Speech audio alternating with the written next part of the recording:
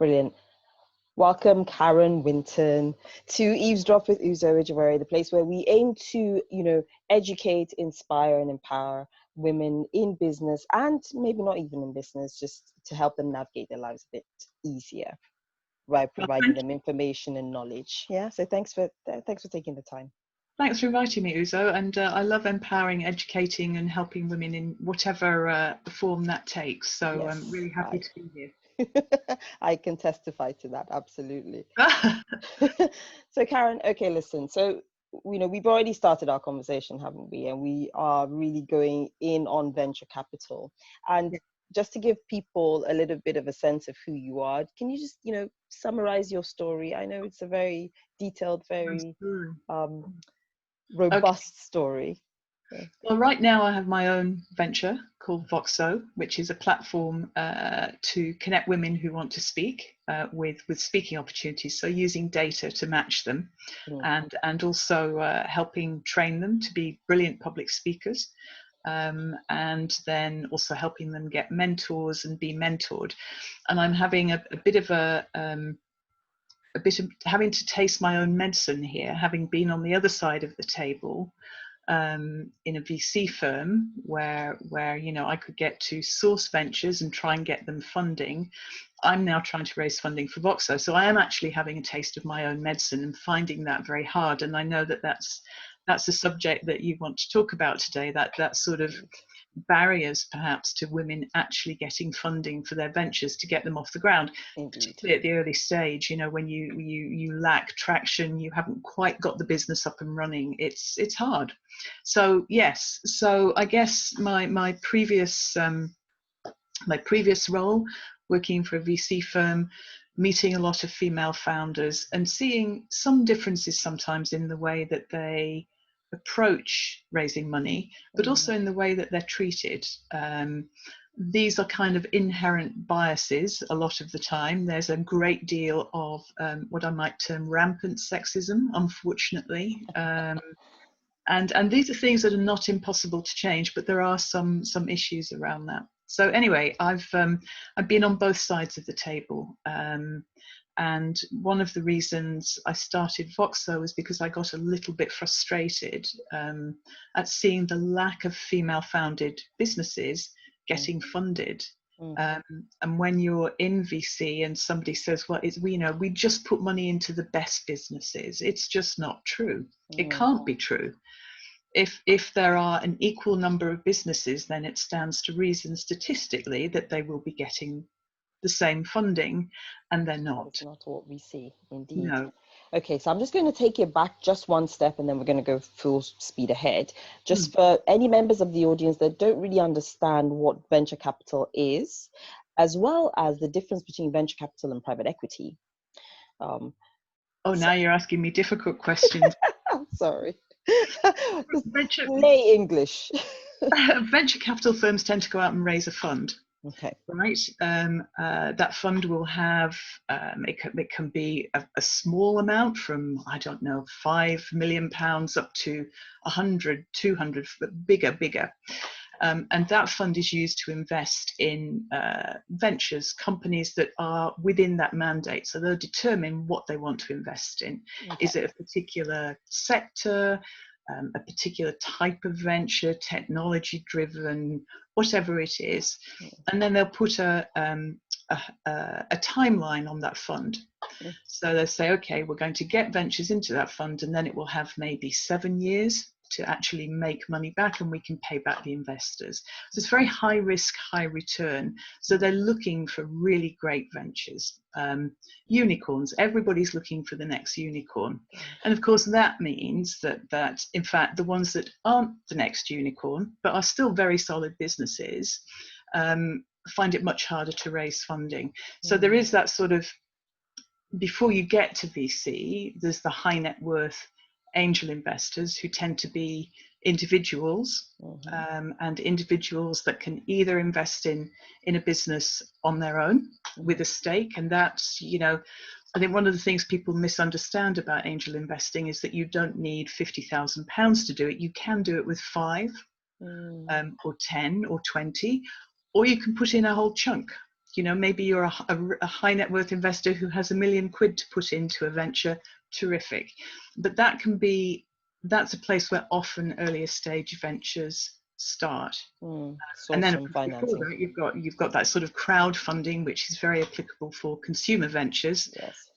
where, you know, you go in and you have lots and lots of people who say, I believe in your product, so here's my 50 quid, and you get a free product, and you get to build up your consumer base and get enough money to sort of build your product from a crowdfunding campaign. So there are lots of different ways to fund.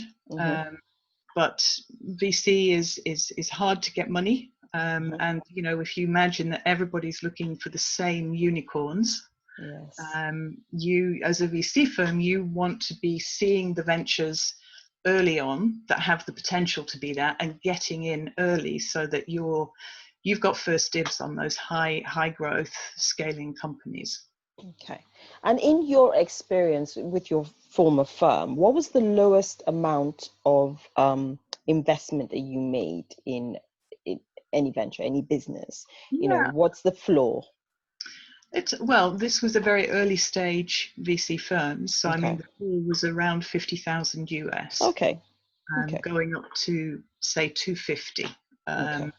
But there are, you know, it varies enormously because there are different stages. So there's seed stage, later stage, Series A, and even the differences in that money between, say, the UK and the US are quite significant. You know, if you call a Series A venture in the UK, so that might be anything from 2 to 5 million, but in the US it's twice that. So it is quite different. And each VC firm has its own investment mandate that has its own criteria around the fund that it has up and running at that time. Okay, great. And would you say that this is, I mean, well, of course, it's a very common way that a lot of businesses look to actually source finance and to, you know, to grow. You and I have had lots of conversations, haven't we, about how the female founders are, I guess we can, let's just call a spade, seem to be discriminated against, albeit subtly or implicitly, when they actually go to you know, to try to get these, to pitch themselves, try to get these funds. What I want to explore that a little bit, and I want to explore it on two angles. What are the female founders not doing very well? That's a really difficult question, Uzo, because I think, you know, the female founders I meet are incredibly competent. They're passionate about their businesses. They answer questions well. If there's one area that they sometimes fall down on, it can be the investment piece of the business, the financial side.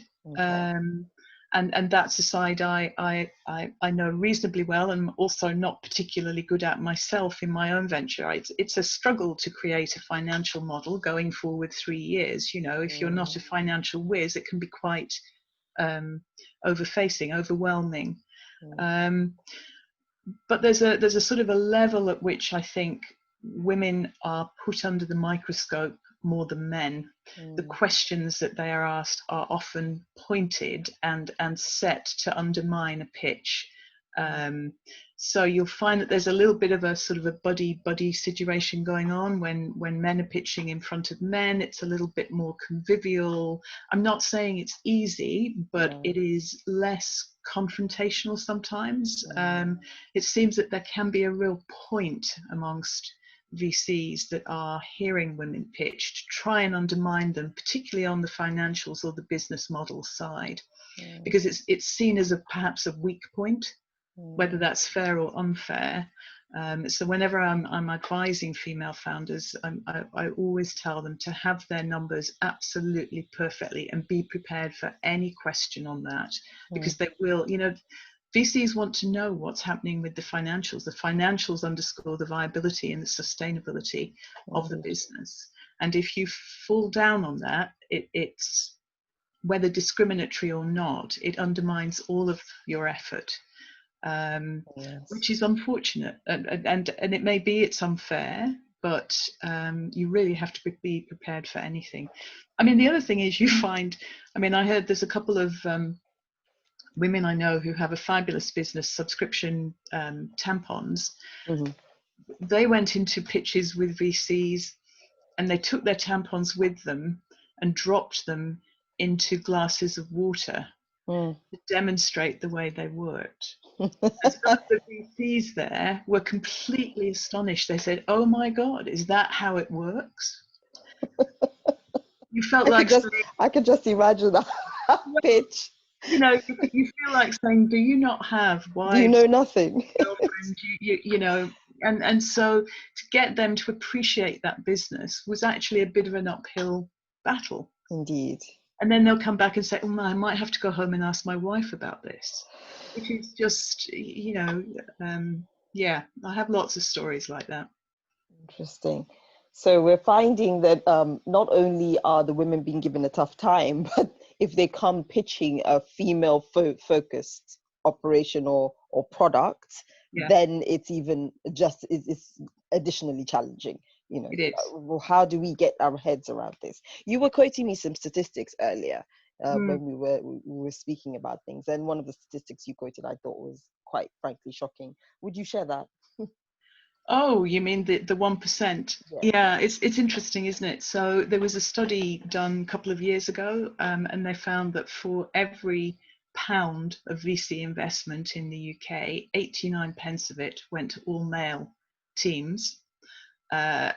10 pence of it, these numbers are just rounded up, 10 pence of it went to mixed gender teams, and 1 pence went to all women teams, which is just, I find that shocking. I mean, that translates into, you know, basically 90% of the 5.6 billion pounds that was invested in startups in 2017 went to men, which it's hard to get your head around that, actually, when you think that women are starting roughly, I think, well, it's a little under 9% of women plan to start a business last year, compared to a little over 14% of men, and yet those 14% of men are getting 90% of the funding. I mean, it's just crazy. It's crazy.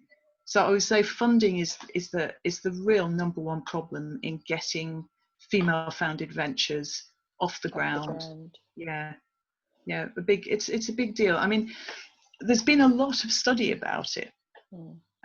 We were also talking about the Rose Review, which you know, found that there's a lack of funding being directed towards women, and that needs to change. And the recommendations of that review were that the funding has to increase, well, obviously, but there's got to be greater family support, and entrepreneurship has got to be made more accessible to women, and it's got to be made more local through sort of accessible mentors and networks.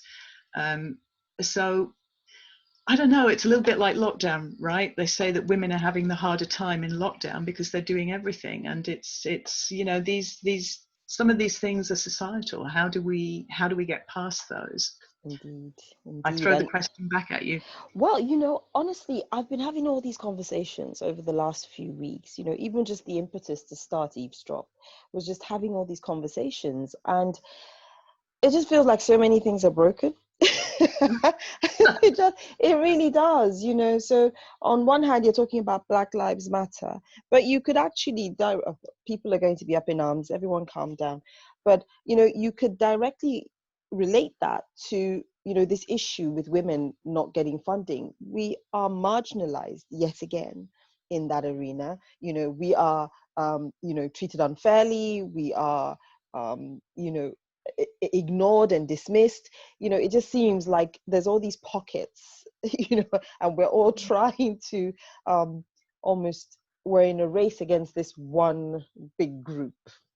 You know? Well, we don't want to turn the podcast into a sort of a whinge fest, right? No, absolutely not. So it's about it's about solutions, isn't it? Trying to put absolutely. something forward. You know, I love what you say about mentoring. It's something that is really very dear to my heart as well. You know, I mentor a few ladies, and you know, I've been thinking about, you know, do I incorporate some sort of mentoring program into the the group I'm about to start, just because I keep speaking with clients, amazing, fantastic, intelligent people, particularly the women, but they are all just riddled with self-doubt, because as far as they're concerned, they work really hard, they produce, you know, they're effective, they're efficient, and yet they don't seem to see the progression they expect.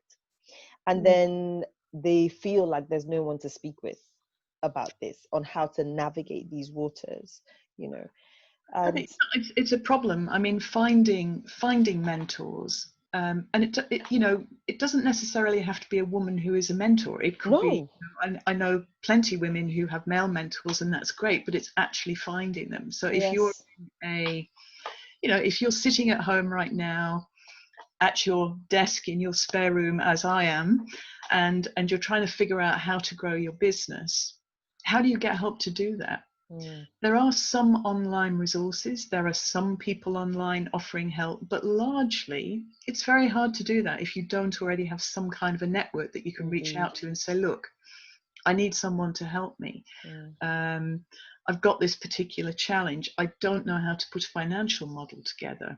And I can't tell you how many times I've helped women with their financial models, mhm, just even figuring out what should be in it, from the costs to the revenue drivers, the costs of acquisition if you're a subscription platform, you know, your fixed costs, your other costs. I mean, it's who do you go to? So classically, indeed, you might go to an accountant, but you have to pay to get that. yes, So if you're an early stage business, having somebody around as an advisor or advisors is mm, essential. And if you can't find them locally, how are you ever going to find them in a bigger network? So, mm.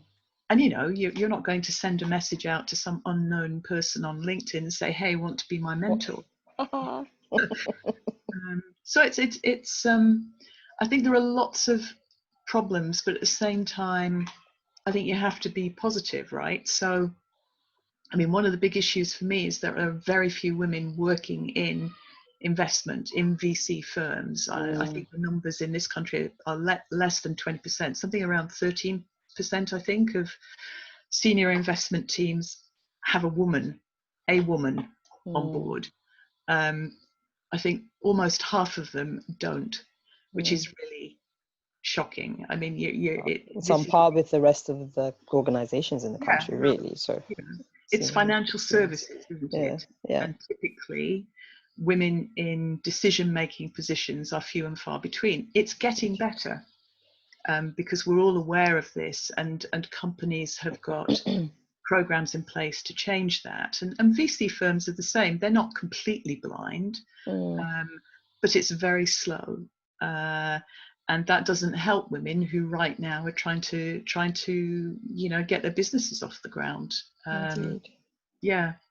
So, what's your advice to people, you know, female founders in this pandemic, on Mm. how to, you know, one, should they be, you know, if they feel they're in the place for it, should they be looking for finance? Is it available? Because some people think, oh, nothing's happening in the pandemic.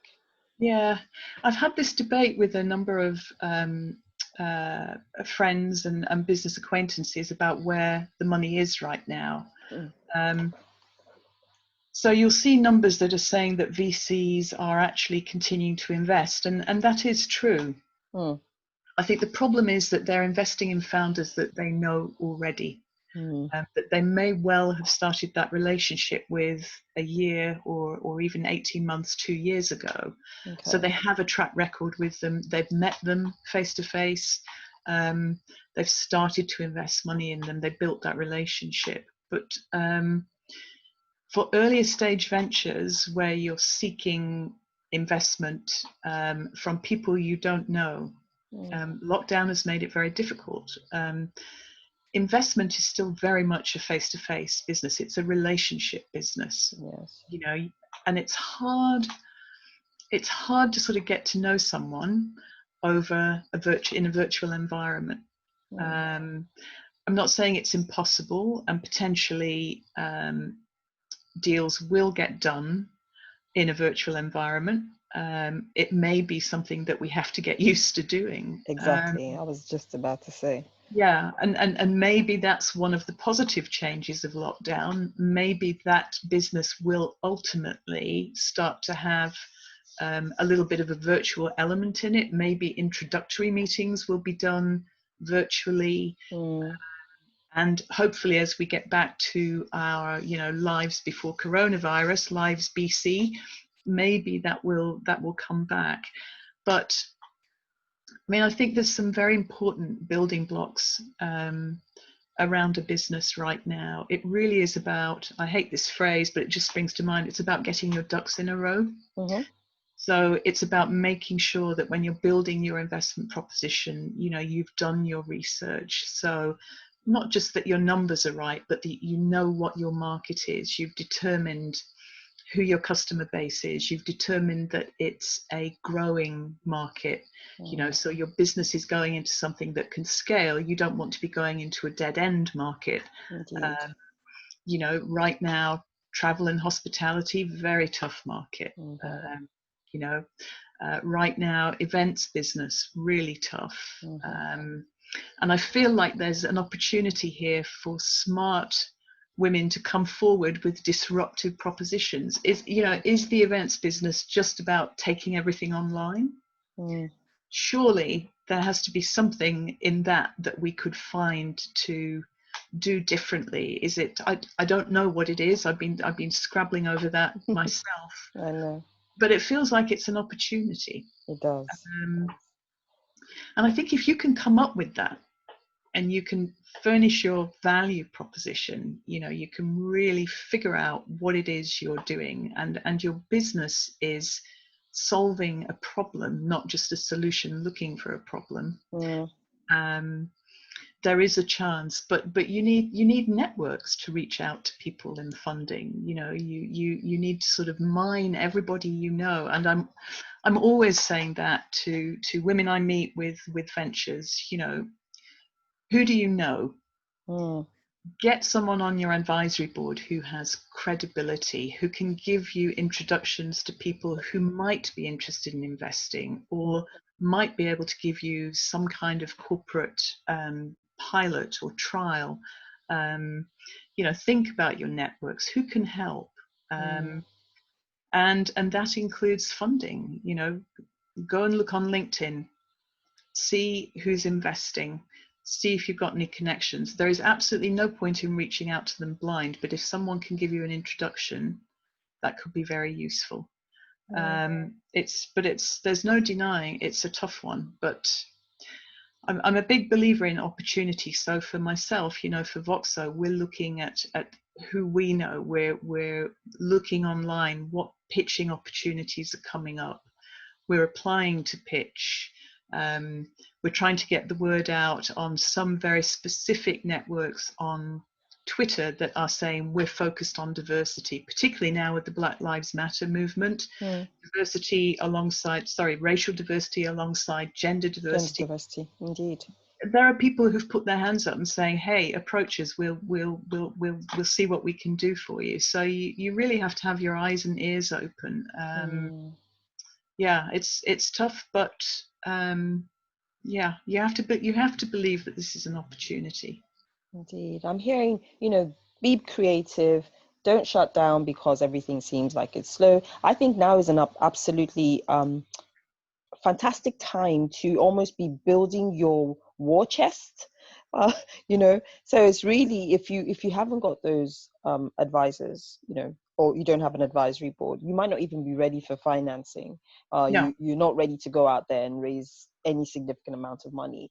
You start building the relationships, in terms of finding the advisors that in the future could be the right ones to help you get that input from these individuals, and hopefully they'll steer you right. I am actually one of those that says, go and do some research, find somebody you think you'd like to mentor you, don't care if you know them, and approach them, because I'm I've had it where I've just reached out to people I didn't know, and it afforded me an opportunity. So I think it's the way you approach is important, but yes.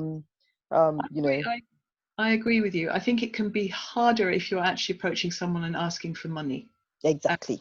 Yes. Speaking for myself, I get a lot of emails, a lot of messages on LinkedIn, here's my deck, could you look at it? And by the way, I'm looking for money. Some cash. Which is not really the right approach. No. And invariably, the response is no on both counts.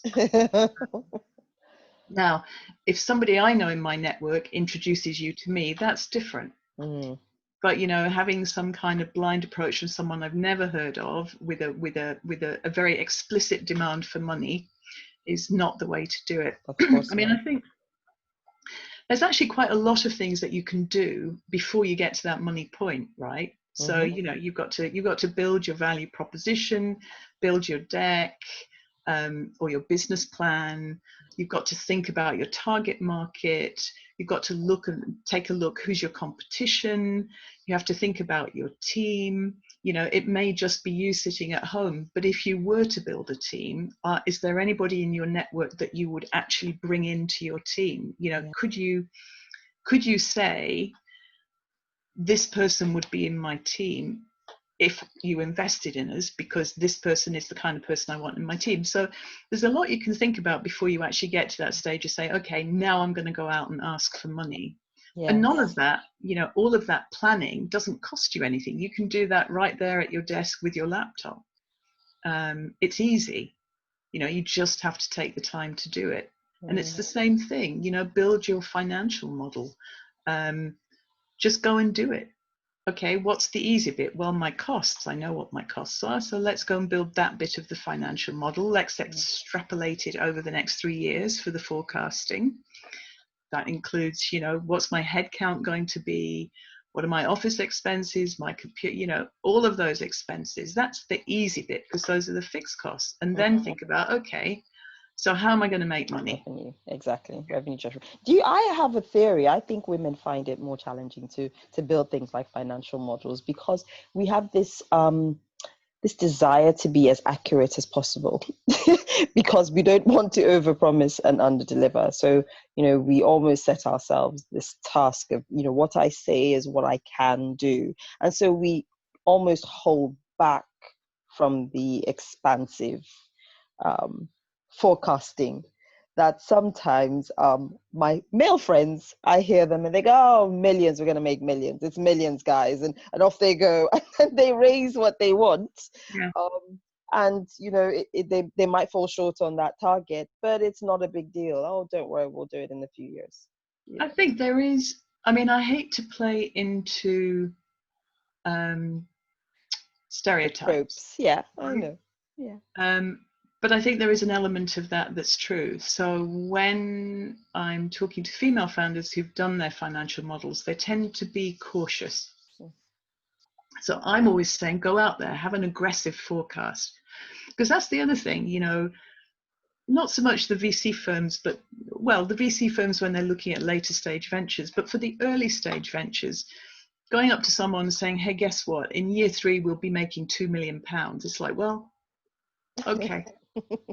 It's not very much, right, in the scheme of things. It might be a lot to you as a female founder, but from an investment perspective, looking at it from a return on investment perspective, not exciting.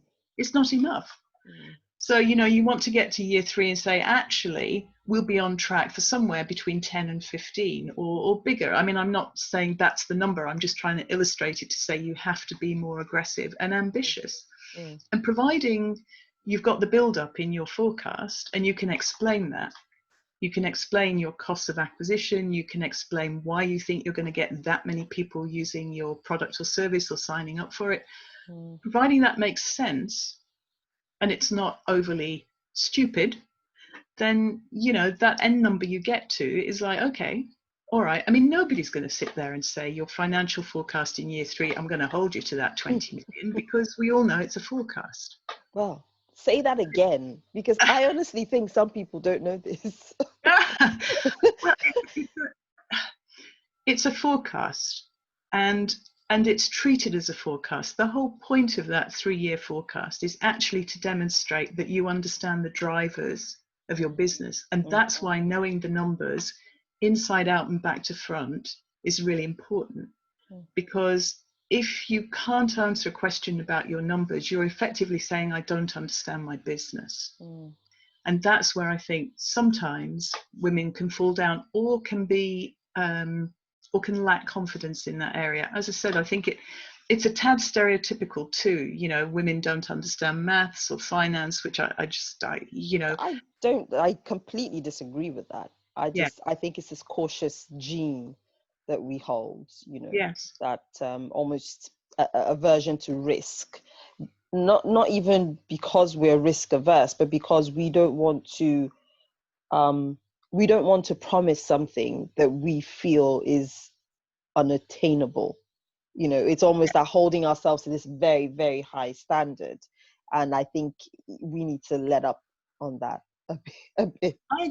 I absolutely agree with you, Uzo. And the first financial model I did for Voxo was very cautious.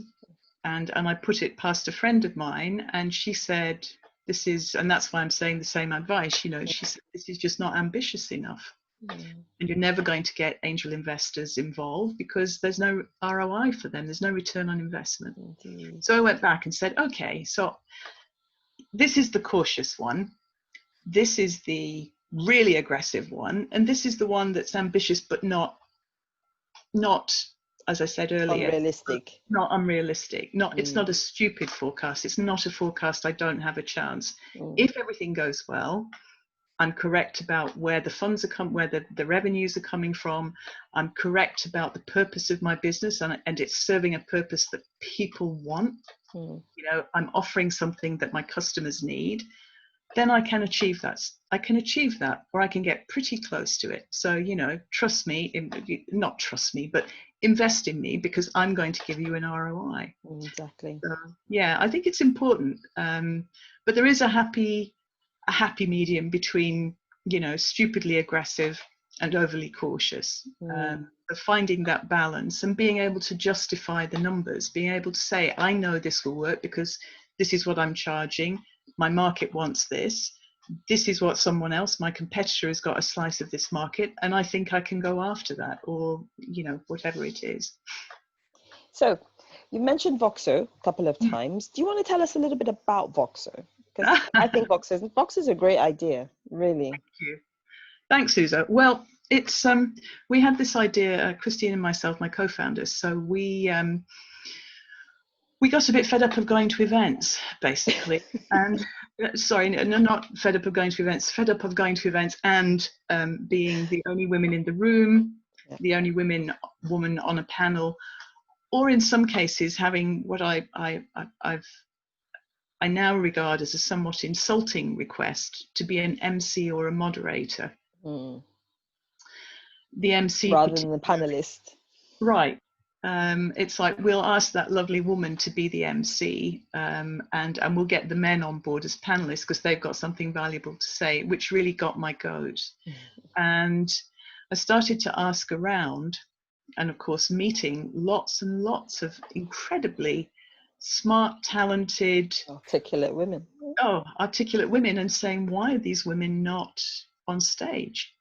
And I was at some networking event one night for a group of women in finance, and they had got the sort of CEO of an events company in financial events to come and speak about, you know, the financial events coming up, and he started to complain about how difficult it was to find women in finance to speak at his event. And I guess there were it wasn't a huge gathering, maybe 50, 60 women crammed into a bar somewhere down in the city.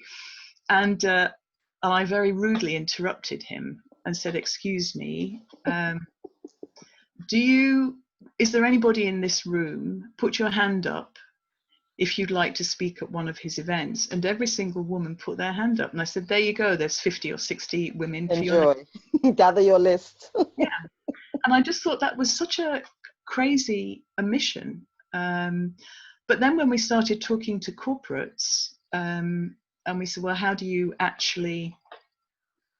women in your organization get speaking events? It turns out that there's no real internal mechanism to do that. It's not marketing or communications responsibility. It's not HR. It actually comes down to the women themselves. Well, if you're working in a corporate, you're busy doing your job, attending events, but perhaps not thinking about putting yourself forward, because you look at the people on stage and you think, oh, I'm nowhere near as qualified as that person, male or female, but usually male. And I don't perhaps feel like I can do it. There is that kind of, again, a bit stereotypical, but there is that lack of confidence. And we know that it's a lack of confidence because we just did a survey of some women in tech, more than 300 women, and confidence came up, or lack of, as the biggest issue. Yes. You know, anxiety about standing up in audiences. So we know how to tackle that. We know that we can put forward training to help women overcome that. And that's the aim. So, you know, you onboard on Voxo, and we're taking registrations right now of women interested to sign up. myvoxo.com, come sign up, and we'll keep in touch with you. And as we build the platform, we'll start to be able to use the data from the signing up. Yes. Your job title, your areas of expertise, the areas you like, whether you want to be a panelist or a keynote, but definitely not an MC. That's not an option. And then we'll use that data to match you to the event organizers on the other side. And that could be an event organizer that is you know, a professional organization like the Law Society, or an accounting organization that's got maybe one event manager but running a lot of events over a month. It could be a corporate looking for an external speaker to come in and speak, or it could be, you know, the big event organizers who are looking for 5,000 speakers a year globally. So it's about using that data, matching with speaking opportunities, giving the training to support women, and then helping them, whether they are running their own businesses or in a corporate, actually find a mentor or an advisor that can help them be that person, can help them then develop their careers. You know, the ultimate vision, I think, of Voxo is to get more women into C-suite positions, is to get more women with successful businesses, because that's how we change the status quo. Sorry, I'm ranting on because it's my favorite. You are not, absolutely not ranting on. It's exactly what, you know, we need to hear. And, you know, I was just, as you were speaking, I just recalled an incident where my last in-house role, I was the head of comms for an oil and gas firm in Mayfair. And our CEO was very renowned. He, you know, was a big deal in the oil and gas industry. And he'd been asked, or he was always asked, to come and speak at one of these events. And I remember one year he goes, "Oh, Uzo, will you write my speech for me?" And I go, "Yeah, sure, no problem." And so I put this paper together that he was going to deliver at this conference. And he asked me, "Do you want me to put your name on it?" And I go, "Oh, no. The great Mr. XYZ, I couldn't possibly have my name. You know, this is yours. But I did all the work. I put it together. It was delivered. It was very well received. In my brain, it didn't configure that I would be in the same category as this great man with decades of experience, you know, more experience than I had been alive. And we do ourselves a disservice, don't we? Because I think about it now, I go, ugh, what was I thinking? But of course, Uzo, you should have delivered the speech too. I should have delivered the speech. It was my speech. But it's just amazing how, you know, we don't realize it, but women, we do almost talk ourselves out of opportunities sometimes, don't we? Yes. You know, lack of confidence, and, you know, making ourselves smaller than we are. That's for a number of different reasons, though, isn't it? And I do think, I mean, a part of me, when we did the survey with the women in tech, I really wanted it not to be confidence as the number one issue. Mm. I wanted it to be lack of opportunity or something else. But it came back confidence, and so that being the case, we have to address that, because if we don't, then we're doing the women in the survey and women in general a huge disservice. And I don't know that.